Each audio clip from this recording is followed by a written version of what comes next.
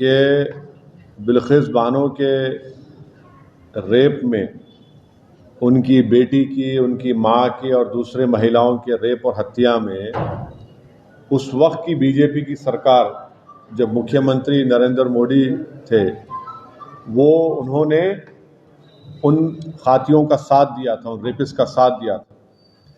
बिल्किस बानो का रेप हुआ, उनकी मासूम बच्ची का कत्ल हुआ और बिल्किस बानो ने ये लड़ाई खुद से लड़ी इंसाफ के लिए,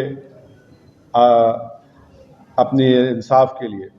तो जो उस वक्त जो बीजेपी नरेंद्र मोदी मुख्यमंत्री थे, उस जो माहौल था गुजरात में, बड़ा ही ख़राब माहौल था।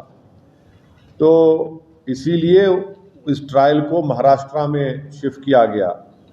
और ये बात आपको याद रखना चाहिए कि बीजेपी ने ही इन रेपिस्ट को छुड़ाया जिन्होंने बिल्किस बानो से जुल्म किया।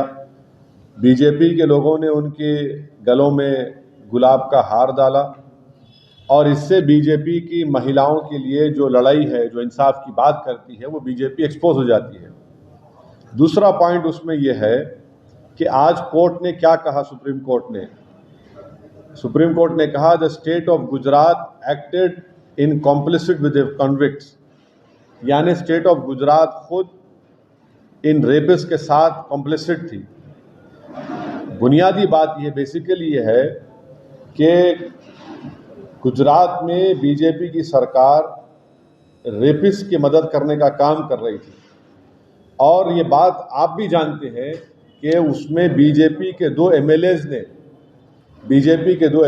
ने ये एंडोर्स किया कि इन रेपिस्ट को छोड़ दिया जाए और एक बीजेपी के एमएलए ने उनको संस्कारी भी कहा था।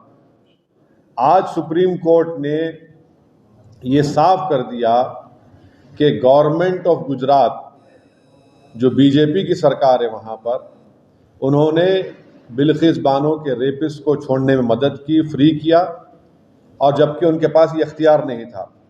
मैं सुप्रीम कोर्ट के इस फैसले का वेलकम करता हूँ, खैर मुकद्दम करता हूँ और उम्मीद करता हूँ कि मुस्तकबिल में, फ्यूचर में कोई भी सरकार इस तरीक़े से एक्ट नहीं करेगी जिससे रेपिस्ट को छोड़ दिया जाए।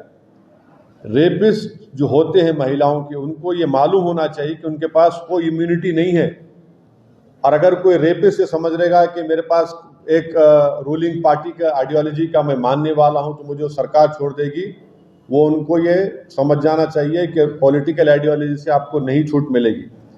और आखिरी बात ये है कि इस तमाम चीज़ों में हम यूनियन होम मिनिस्ट्री के रोल को भूल जा रहे हैं।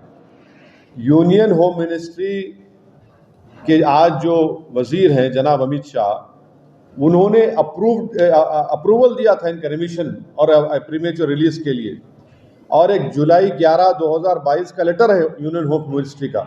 हम पूछना चाह रहे हैं कि क्यों अमित शाह की होम मिनिस्ट्री ने इस तरह लेटर दिया। तो इससे बात साफ जाहिर होती है कि नरेंद्र मोदी जो नारी शक्ति की बात करते हैं, ये सिर्फ जुमलेबाजी है, और इन्होंने यहाँ पर बिल्किस बानो के रेपिस्ट को छोड़ने का जो काम किया, इससे एक्सपोज होते हैं।